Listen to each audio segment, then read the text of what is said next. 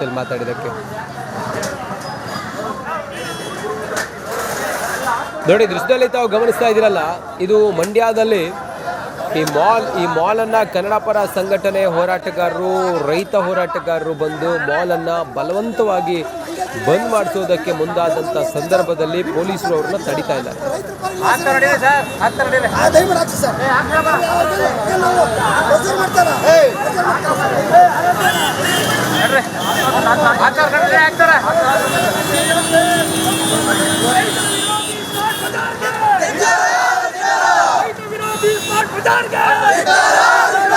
ರೈತ ವಿರೋಧಿ smart ಬಜಾರ್ಗೆ smart ಬಜಾರ್ಗೆ smart ಬಜಾರ್ಗೆ ಅಯ್ಯಯ್ಯೋ ಅಯ್ಯಯ್ಯೋ ಅಯ್ಯಯ್ಯೋ. ಕೆಲವೊಂದು ಅಂಗಡಿ ಮುಂಗಡಗಳು ಓಪನ್ ಆಗಿದ್ವಿ, ಬಂದ್ ಕರೆ ನೀಡಿದ್ರು. ನಾವು ಧಿಕ್ಕಾರ ಮಾಡ್ತೀವಿ. ಸ್ಮಾರ್ಟ್ ಬಜಾರ್ ಅವ್ರಿಗೆ ನಮ್ಮ ಧಿಕ್ಕಾರವಿದೆ.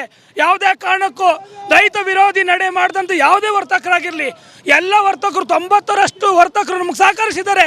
ಒಬ್ಬೊಬ್ರು ಇಬ್ಬಿಬ್ರು ಈ ತರ ಕಳ್ಳಾಟ ಆಡ್ತಾ ಇದ್ದಾರೆ. ರೈತರ ವಿರೋಧಿಗಳು ಇವರು. ಸ್ಮಾರ್ಟ್ ಬಜಾರ್ಗೆ ನಮ್ಮ ಧಿಕ್ಕಾರವಿದೆ. ಯಾವುದೇ ಕಾರಣಕ್ಕೂ ಮತ್ತೆ ನೀವು ಓಪನ್ ಮಾಡಬಾರ್ದು ಅನ್ನುವ ಆಗ್ರಹವನ್ನು ಮಾಡ್ತಾ ಇದ್ದೀವಿ. ಸಂಕಷ್ಟದಲ್ಲಿದ್ದಾರೆ ರೈತರು ಬಹಳಷ್ಟು ಸಂಕಷ್ಟದಲ್ಲಿರುವಾಗ ಈ ಸಂದರ್ಭಕ್ಕೆ ನಿಮ್ಮ ಸಹಕಾರ ಬಹಳ ಅಮೂಲ್ಯವಾಗಿದೆ. ನಿಮ್ಮ ಸಹಕರಿಸಬೇಕು ಅಂತೇಳಿ ವಿನಂತಿ ಪೂರ್ವಕವಾಗಿ ನಾನು ಕೇಳ್ಕೊತಿದ್ದೀನಿ. ಸರ್, ಪೇಟೆ ಬೀದಿಗೆಲ್ಲ ಹೋಗಿದ್ರಿ, ಅಲ್ಲೂ ಕೂಡ ಒಂದಷ್ಟು ಅಂಗಡಿ ಮುಂಕಟ್ಟಗಳು ಓಪನ್ ಆಗಿದ್ವಿ, ಆಗ ಒಂದಷ್ಟು ಮನವಿ ಮಾಡಿದ್ರು, ಎಲ್ಲ ಸ್ಪಂದಿಸ್ತಾ ಇದ್ದಾರೆ ಏನು ಸರ್? ಖಂಡಿತ ಸ್ಪಂದಿಸ್ತಿದ್ದಾರೆ. ಒಂದು 5 ಅಂಗಡಿ ಅಷ್ಟೇ, 1000 ಅಂಗಡಿಗಳಲ್ಲಿ ಒಂದು 5 ಅಂಗಡಿ ತೆಗೆದಿದೆ.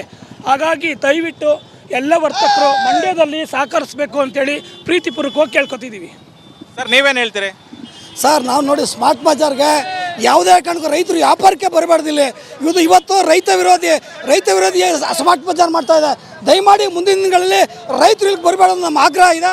ದಯಮಾಡಿ ಬಂದ್ ಮಾಡಿಸ್ಬೇಕು ಅಂತ ಹೇಳಿದ್ರೆ ನಾವು ರಿಕ್ವೆಸ್ಟ್ ಮಾಡ್ತಾ ಇದ್ದೀವಿ. ನಾವು ಆಗ್ರಹ ಪಡಿಸ್ತಲ್ಲ. ಇವತ್ತು ಕರ್ನಾಟಕ ಬಂದು ಯಶಸ್ವಿ ಆಗಬೇಕಾದ್ರೆ, ಮಂಡ್ಯ ಜಿಲ್ಲೆ ಬಂದು ಯಶಸ್ವಿ ಆಗಬೇಕಾದ್ರೆ ಸ್ಮಾರ್ಟ್ ಬಜಾರ್ ಬಾಗಿಲು ಹಾಕ್ಸ್ಬೇಕು. ಪೊಲೀಸವ್ರು ಹೇಳಿದ್ದಾರೆ, ನಾವು ಹಾಕ್ಸ್ತೀವಿ ಅಂತ ಹೇಳಿದಾರೆ.